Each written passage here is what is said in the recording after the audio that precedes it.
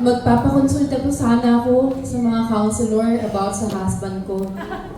Napapansin ko nilalamig na siya sa akin.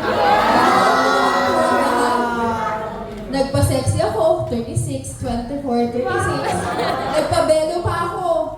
Lagi ako nagpapaparlor para pansinin niya ako, pero wala pa rin. Nagsimula lang po yun nung...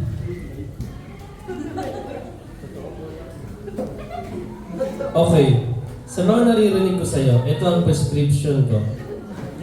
Mag-apologize ka sa husband mo sa mga mali mong nagawa.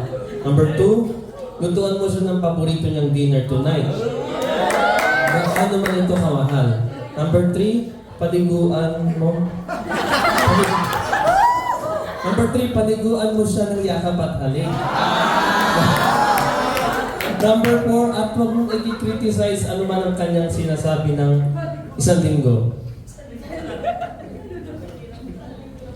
After a week, hello po. Counselor, si Mrs. Dimagi ba po ito?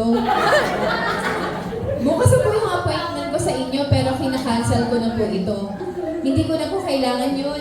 You know, yung 4 steps na binigay niyo po sa akin, effective po. Click na click siya, counselor. Lalo na yung paliguan ko siya. Natiyakan ko kahali. Sa katunayan nga po, pupunta kami sa Boracay next Saturday para sa aming second honeymoon. Salamat po talaga. Ganun ba? Masaya ako para sa inyo. Gusto ko na tama ang nagagawa ang napapayo ko. Sana lahat ay humihingi ng counseling sa akin ay sinusunod nila. Enjoy kayo sa honeymoon nyo, ha?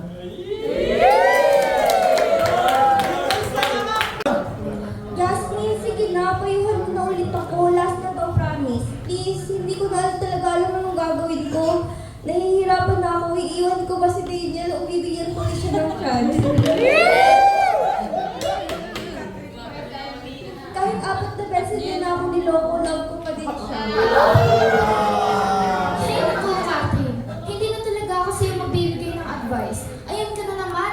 Last na yun, hindi mo naman ginagawa yung pinag-usapan natin. Nakakasawa ka na. Kung hindi mo susundin ang advice ko tulad ng dati, sorry, I cannot help you anymore. You see, ang oras mo, ang oras ko, masasayang na ang pareho. Saka na pag ready ka na magbago. Call mo, bago. Hello, bye-bye na. Mama, I love you. Sige na, okay. Bye-bye. Sino yung kausap mo sa phone? Kinikilig ka pa at panay pa I love you? Si sweetheart ko, bakit? Ha? Sweetheart mo? Eh di ba nag-away kayo kagabi? Halos palayasin ka na nga at ibalik ang lahat-lahat. Tapos, ang tindi pa ng misunderstanding nyo, halos ibalik niya na lahat ng binigay mo sa kanya. Kaya binigay niya mga santoys sa'yo. Tapos tinanggap mo lang. Ha? Parang maayos lang. Mahal ko eh. Yan ang hirap sa'yo bro eh. Parang hindi ka nagsisimba sa upper room. Diba nakita mo, bawal ang marupok? Ang rupok mo naman. Dapat i-spoil mo na, in-spoil mo masyado yung girlfriend mo. Kahit siya'y may kasalanan, ikaw ang nagpapatawad, nagsusorry ka agad. Pwede ba? Pabuti mo man lang ng isang araw, hindi ilang oras lang, sorry ka agad. Brother Les, kilala mo ako. Ayaw ko sa mga conflict. Di ba lang ang mali at ako ang mag-sorry. Basta kami pa rin.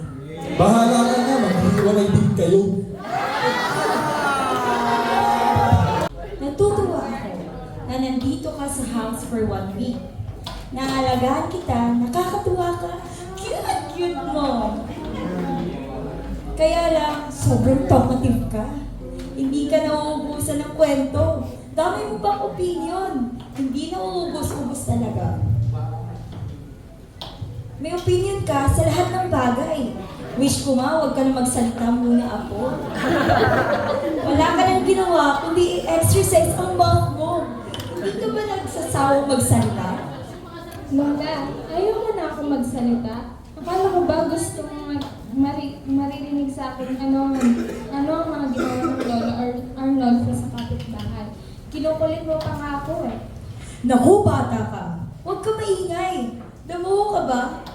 Damo ka, baka marinig ka nila. Atin ng